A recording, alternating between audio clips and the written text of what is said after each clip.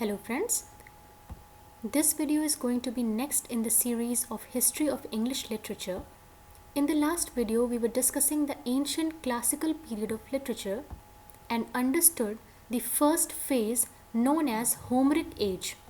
Now in this video, we are going to discuss the second phase in the ancient classical period known as Greek classical period. This period begins in 800 BCE and it ends in 200 BCE. And it is also known as Golden Age of Drama in Greece. This video is going to discuss all about the Greek classical period, its features, its authors and their important works. So let's begin. दोस्तों Greek classical as को golden age of drama भी कहते हैं क्योंकि इस as में drama बहुत flourish किया था। इस एज को ट्रांजिशन एज भी कहते हैं क्योंकि इस टाइम पीरियड में बहुत सारे ऐसे पॉलिटिकल और सोशल इवेंट्स हुए थे जिनकी वजह से एथेनियन कल्चर शेप हुआ था और फ्लरिश हुआ था।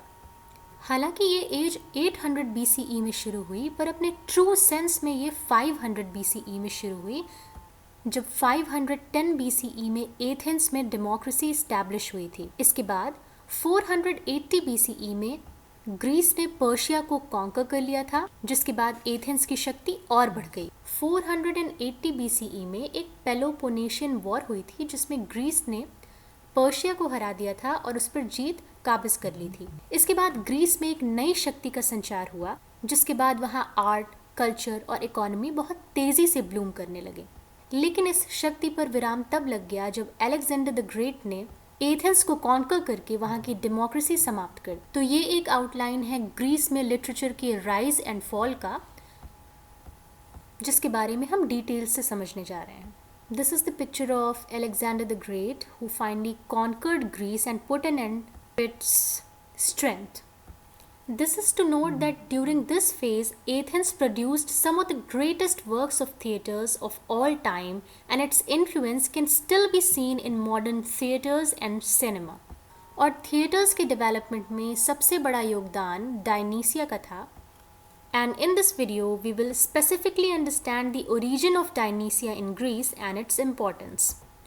Friends, 5th century BC was a golden age of drama for Greece and the world. In this age, Athens became the focal point for the flourishing art, and the period witnessed the production of many of the best works of architecture, art, literature, and philosophy as well. It was in this period that comedy theatres came into its full form, which reflected the life of common man. इसी as में जाकर के comedy theatres भी fully flourish करने लगे थे. And the storyline of the plays was never mixed. That is, comedy was never intermingled with tragedy and vice versa. Comedy comedy थी और tragedy में सिर्फ tragedy थी. यानी tragic comedies की शुरुआत अभी नहीं हुई थी. अब हम समझेंगे कि ये डायनीसिया क्या था जिनसे इन tragedies और comedies का बेसिकली ड्रामास का विकास हुआ था एथेंस में या ग्रीस में.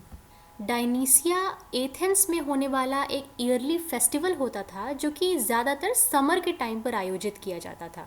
यह गॉड डायनाइसस के ऑनर में रखा जाने वाला एक फेस्टिवल था जिनमें कई दिनों तक बहुत सारी आर्ट परफॉर्मेंसेस होती थी, स्पेशली ड्रामा की परफॉर्मेंसेस होती थी. It is to note that Dionysus is the god of wine and fertility. और क्या होता था कि इन फेस्टिवल्स में बेसिकली ड्रामास का कंपटीशन होता था जिसमें कई ड्रामेटिस्ट पार्ट लेते थे.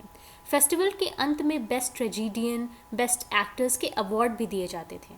And the actors in the plays used to wear masks during performances. और ज़्यादातर प्लेज में क्या होता था कि एक कैरेक्टर अच्छाई का मास्क पहनता था और दूसरा ईविल का या बुराई का मास्क पहनता था.